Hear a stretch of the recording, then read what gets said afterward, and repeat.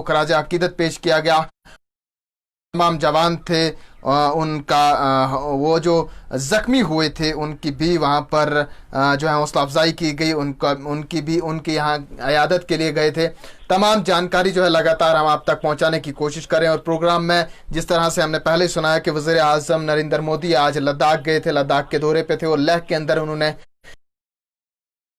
एहलकार है उनसे खिताब करते हुए उनकी हौसला अफजाई की और ये भी पैगाम देते हुए कहा कि जब जब इस देश के जवान ने शहादत पाई है तब तब इस देश की जो माताएं हैं उनको गर्व महसूस हुआ है और लगातार ही कोशिश की जा रही है। लगातार हम समझने की भी कोशिश कर रहे हैं और आप तक के बात पहुंचाने की भी कोशिश कर रहे हैं कि गलवान घाटी में आखिरकार हो क्या रहा है और किस तरह का माहौल है, क्या होना चाहिए था। और अभी जब ये दौरा हुआ तो उसके बाद लगातार सवाल उठना शुरू हुए, आखिरकार वहां पर जाने के बाद भी जिक्र क्या हुआ, किन बातों का जिक्र हुआ, ये बातें भी सामने निकल कर आ रही है। फिलहाल के तौर पर आपको बता दें कि जम्मू कश्मीर के हवाले से भी लगातार हम आपको खबरें सुनाने की कोशिश कर रहे हैं। सबसे पहले हमें ज्वाइन कर रहे हैं आज फोन लाइन के जरिए इंटरनेशनल ह्यूमन राइट्स के वाइस प्रेसिडेंट HR रहमान साहब। HR रहमान साहब, अस्सलाम वालेकुम, खुशामदीद करते हैं आपका प्रोग्राम में। वालेकुम सलाम। शबीर साहब कैसे हैं आप, खैरियत से? अल्हम्दुलिल्लाह। कुछ सवालात की पूछने की इजाजत चाहूंगा। जी बिल्कुल, आप पूछिए।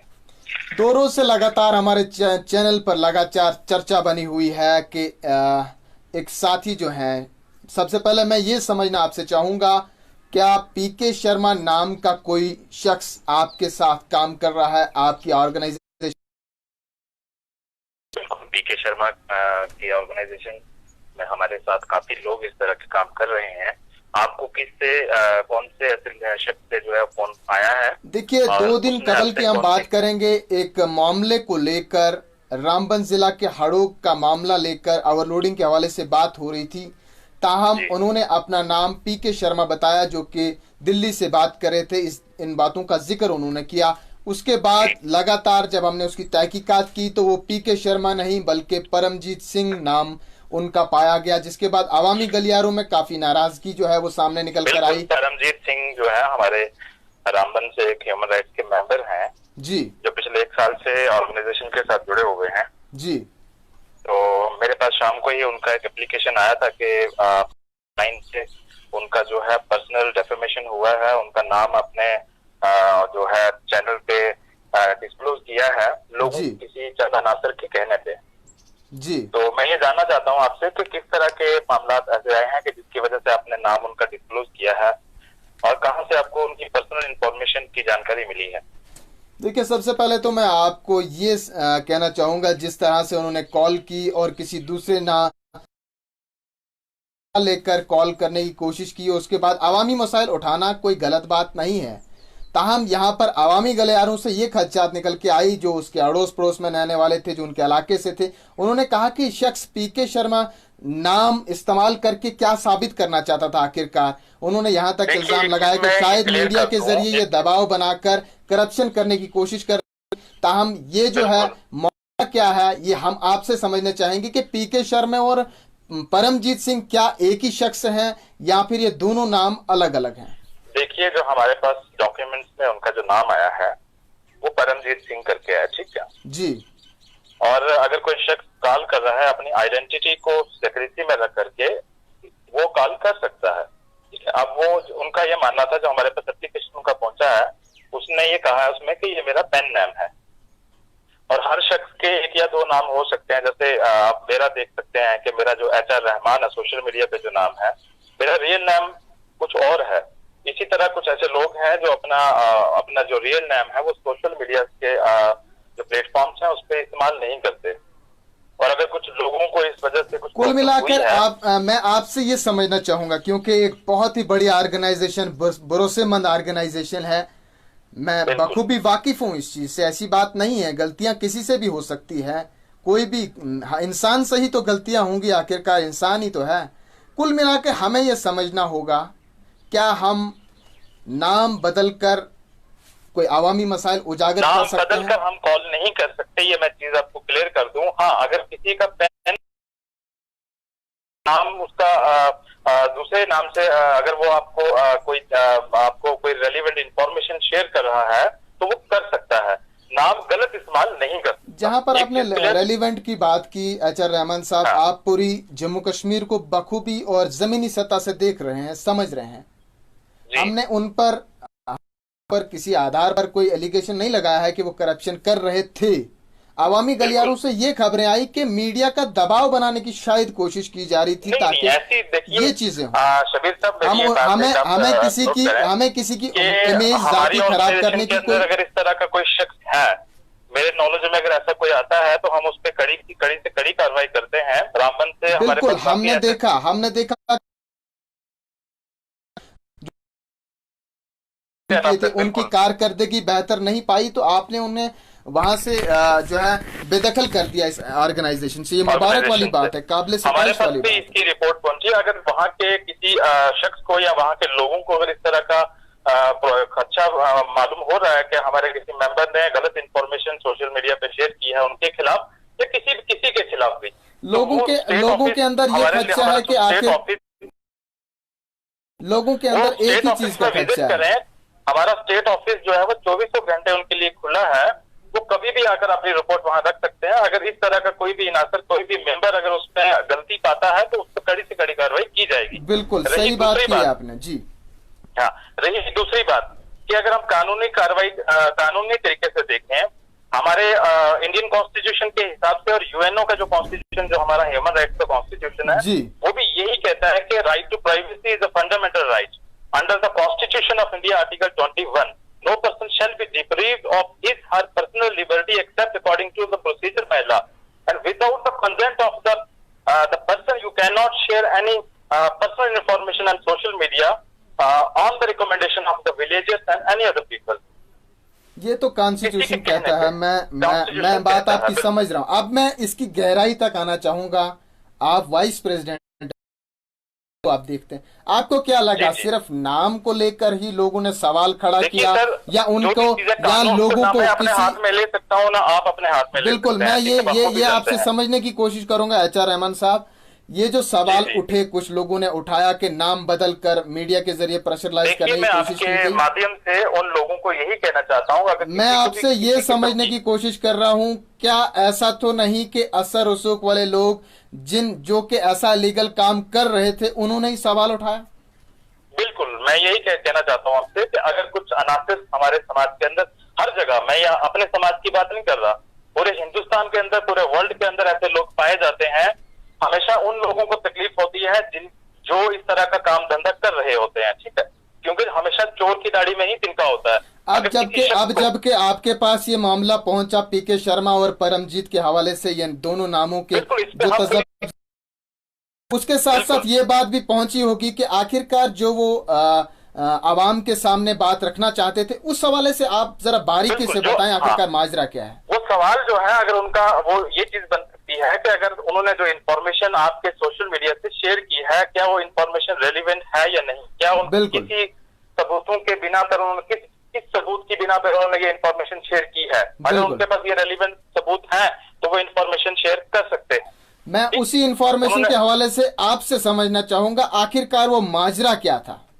देखिए, मेरे पास भी कुछ इस तरह के रिपोर्ट्स पहुंचे हैं। मेरे पास गवर्नमेंट की जो जेके मिनरल्स डिपार्टमेंट वहां अंडरटेक कर रहा है सारे मसले पे जी, उन्होंने बाज़ाब्ता जो गाड़ियां वहां से व्हाइट स्टोन कैरी करती हैं, उनके मेरे पास चालान पहुंचे हुए हैं। 15-20 चालान मेरे पास पड़े हुए हैं सामने। जो गाड़ी जिस गाड़ी पे 9 टन से ज्यादा ओवरलोड आप नहीं उठा सकते, उस गाड़ी पे आप 25-25 टन उठा करके पूरे स्टेट में जो है वो डिस्ट्रीब्यूट कर रहे हैं, और बाद में आप ये कह रहे हैं कि कोई ओवरलोडिंग हमारी तरफ से ऐसा नहीं हो रहा। और अगर कोई शख्स वहां से आवाज उठाने की कोशिश करता है और उसकी आवाज को दबाया जाता है, ये कहाँ का इंसाफ है? एक चीज आप ये साबित करें। अगर उनको इस तरह की कोई प्रॉब्लम्स आ रही हैं तो वो एफआईआर लगा सकते हैं, बाज़ाब्ता कानूनी तरीके से उसकी कार्रवाई कर सकते हैं। बिल्कुल, देखने वाले नाजरीन से मैं जो कानून के खिलाफ है, देखने वाले नाजरीन को मैं ये बताता चलूं कि आपके मन में भी अगर कोई सवालात हैं इन मामलों को लेकर, जो मामलात पिछले 2 दिन से लगातार उभर रहे हैं, तो आप भी ऊपर दिए गए नंबर पर कॉल कर सकते हैं। लगातार इस प्रोग्राम आज एचआर रहमान के लगातार सुनेंगे और उसमें वो देखेंगे कि आखिरकार माजरा क्या। फिलहाल के तौर पर एचआर रहमान साहब, आखिर में आप क्या कहेंगे ये जो पूरा मैं मामला जो उनसे क्रिएट सिर्फ हुआ? यही कहूंगा, अगर किसी भी शख्स को किसी किस्म की कोई खदशा पहुंच रहा है, जी। वो हमारे स्टेट ऑफिस में हमारे प्रेसिडेंट साहब बैठे हैं, अगर वहां पे नहीं जाना चाहते, हेडक्वार्टर बॉम्बे में वो जाकर के अपनी रिपोर्ट दायर कर सकते हैं, वो यहाँ से मेल कर सकते हैं कि इस तरह का हमें कोई मसला जो है वो आन पहुंचा है, तो आप इस पे कार्रवाई करें। तो वो कानूनी तरीके से जो कार्रवाई होगी उस पे एक्शन किया जाएगा, या तो वो स्टेट ऑफिस विजिट करें। इस तरह से समाज के अंदर, सोशल मीडिया के अंदर डिफेमेशन करते हैं, तो वो मुझे लगता नहीं है कि कानून को अपने हाथों में लेने वाली बात होगी। तो या तो आप एफआईआर काटें पुलिस के हिसाब से, या फिर आप दूसरे बहुत सारे कॉन्स्टिट्यूशन में तरीके हैं, आप उनका इस्तेमाल करके आप जो हमारे मेंबर हैं उनके खिलाफ आप कार्रवाई करवा सकते हैं। लेकिन सोशल मीडिया के अंदर अगर आपने इस तरह से आपको गलत गाइड करके या गलत इंफॉर्मेशन दी है, तो उसके लिए मैं आपसे भी ये चीज कहूंगा कि लोगों की बातों में ना आकर के आप सोशल मीडिया पे इस तरह से किसी का पर्सनल जो इंफॉर्मेशन है वो डिस्क्लोज नहीं कर सकते। तो चलिए, हमारे साथ एचआर रहमान साहब मौजूद थे, जो कि वाइस प्रेसिडेंट है, जिन्होंने ये कहा कि पीके शर्मा और परमजीत जो है वो एक ही शख्स के दो अलग अलग नाम है। पीके शर्मा जो है वो पेन नाम है और परमजीत सिंह जो है उनका असल नाम है। कुल मिलाकर उन्होंने मामला उठाया, उन्होंने ये अपना मुतालबा किया है कि ये मेरा पेन नाम है, जो हम नहीं जानते। हमारे पास जो उनका राइट इंफॉर्मेशन आपने ऑलरेडी शेयर किया है, उनका नाम जो परमजीत सिंह है, उनका जो डॉक्यूमेंट्स हमारे पास आए हैं वो इस नाम से आए हैं, लेकिन उनका मानना ये है कि ये मेरा पेन नाम है जो मैंने अपना सोशल मीडिया पे शेयर किया है। ये चीज है, उसके लिए बाकी कानून के दरवाजे खुले हैं, वहां से सब चीजें ये क्लियर कर सकते हैं कि क्या। बिल्कुल, जनता को हमने साफ तौर पर वाजिया कराना था आखिरकार ये शख्स क्या इस ऑर्गेनाइजेशन के साथ मुंसलिक है या नहीं है। और अगर कोई अवामी गलियारों से जो कोई गलत इंफॉर्मेशन उन्होंने शेयर की है, आप उन सब चीजों को लेकर के स्टेट ऑफिस में विजिट करें, अगर उनके खिलाफ बिल्कुल कड़ी से कड़ी कार्रवाई होगी, ये मैं आपको यकीन दिलाता हूँ। जी, तो यकीन दिला रहे थे वाइस प्रेसिडेंट जम्मू कश्मीर में, जो वाइस प्रेसिडेंट है इंटरनेशनल ह्यूमन राइट्स के, जिन्होंने कहा कि कल जो कुछ भी हुआ सोशल प्लेटफॉर्म पर और खासकर इस प्रोग्राम के अंदर, उन्होंने ये तस्दीक किया है कि ये जो शख्स है ये पिछले 1 साल से हमारे साथ काम कर रहा था और अपना पेन नेम जो है इस्तेमाल करके प्रोग्राम के अंदर शामिल हुआ था। और उसके बाद जो है जो मुद्दे उठाए गए थे वो लगातार पिछले कई महीनों से उठाए जा रहे हैं ओवरलोडिंग को लेकर, लेकिन कुल मिलाकर इंतजामिया अभी भी इस पर खामोश तमाशाई बनी हुई है। लगातार अवामी गलियारों में तो वो एचआर रहमान से जो है वो राबिता कर सकते हैं, इनके ऑफिस से राबिता कर सकते हैं, और जो भी सवालात होंगे आप प्रोग्राम के जरिए। बैठे हुए हैं, मैं स्टेट को नहीं संभाल रहा, हमारे स्टेट प्रेसिडेंट साहब हैं, इंचार्ज साहब हैं, पूरे जम्मू कश्मीर के अंदर हमारे लोग काम कर रहे हैं। ऐसा नहीं है तो कि आप सिर्फ 2 चेयरों को ये इंटरनेशनल ह्यूमन राइट्स का टैग दे करके और आप ऑर्गेनाइजेशन को ये साबित करेंगे ऑर्गेनाइजेशन सिर्फ इन 2 लोगों से चल रही है, ऐसा नहीं है। हमारे जम्मू कश्मीर में इस वक्त 10,000 से ज्यादा लोग जो है वो इसके साथ जुड़े हुए हैं और काम कर रहे हैं। और ऑर्गेनाइजेशन का जो स्पेशल स्टेटस यूएनओ के अंदर वहां हमारे लोग बैठे हुए हैं, बॉम्बे के अंदर हमारा हेडक्वार्टर है। ये मैं इसलिए कह रहा हूँ कि कुछ लोग इस तरह से यह बात भी उठा रहे थे कि ये इंटरनेशनल ह्यूमन राइट्स की इन्होंने अपनी ऑर्गेनाइजेशन बनाई हुई है, ऐसा कुछ नहीं है। मैं उनकी जानकारी के लिए कहता हूँ कि आपके पास अगर कोई नॉलेज नहीं है या आपके पास अभी इल्म की कमी है, तो आप इसके बारे में रिसर्च कर लें कि ये ऑर्गेनाइजेशन का क्या स्टेटस है और ये कहाँ काम कर रही है। बहुत शुक्रिया आपका ज्वाइन करने के लिए, और आपने ज्वाइन करके तमाम बातों को जो है सुलझाया है। आखिरकार असल हकीकत क्या है आपने बयान कर दी है। उम्मीद करता हूं कि आवाम जो है इनकी बातों से लगातार अब जो है सहमत हो चुकी होंगी कि आखिरकार असली हकीकत क्या है। बहुत बहुत शुक्रिया आपका। तो नाज़रीन, आप सुन रहे थे वाइस प्रेसिडेंट जम्मू कश्मीर के इंटरनेशनल ह्यूमन राइट्स के वाइस प्रेसिडेंट एचआर रहमान, जिन्होंने ये बताया कि परमजीत और पीके शर्मा जो है वो एक ही शख्स के दोनों नाम है और एक पेन नाम है। और ये कहा उन्होंने कि उन्होंने अपनी आइडेंटिटी छुपाई इस वजह से ताकि कुछ जो ज़मीनी सतह के हकायक हैं वो कहना चाहते थे। लगातार ये तमाम बातें जो हैं अब साफ़ होने लगी हैं। ताहम फिर भी अगर किसी को खदशा है, कोई आपके मन में कोई सवाल उठ रहा है, तो आप भी हमें कॉल करके अपने पैगाम रख सकते हैं। आगे बढ़ेंगे। हमारे साथ डोडा से हमारे साथ जुड़ चुके हैं बाबर नफीस हमारे साथी। हेलो, अस्सलाम वालेकुम। वालेकुम। शबीर साहब, क्या हाल है? अल्हम्दुलिल्लाह।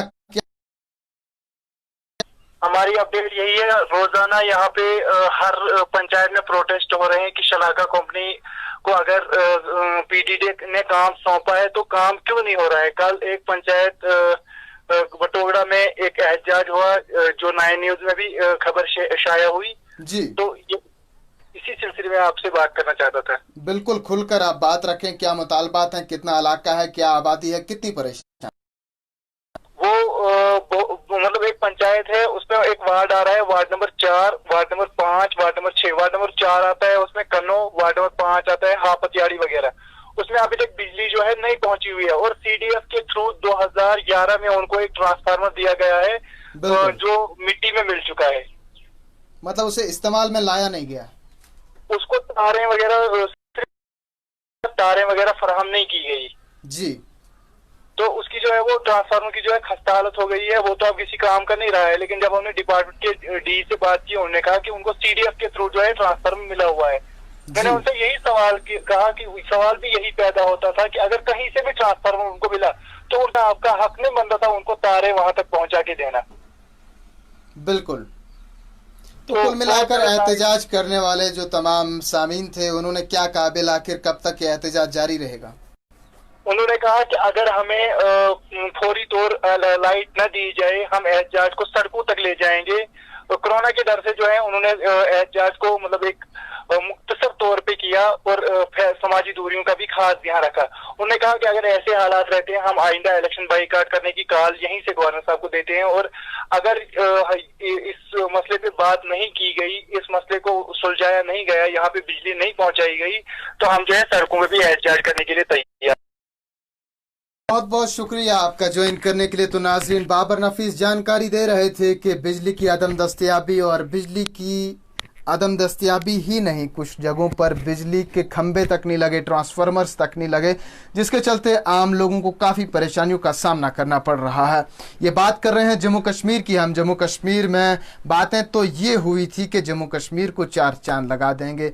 जम्मू कश्मीर में होना तो ये चाहिए था कि यहाँ पर जो बिजली पैदा होती है, बिजली पैदा की जाती है, उसे यहाँ के लोगों को फ्री फराहम किया जाना चाहिए, मुफ्त फराहम किया जाना चाहिए था। जिस तरह हम दिल्ली की बात करेंगे, दिल्ली में तो बिजली जो है वहाँ के चीफ मिनिस्टर के लिए, वहाँ की जनता के लिए मुफ्त बिजली फराहम कर दी, यानी कि बिजली को फ्री कर दिया कि कोई किराया नहीं।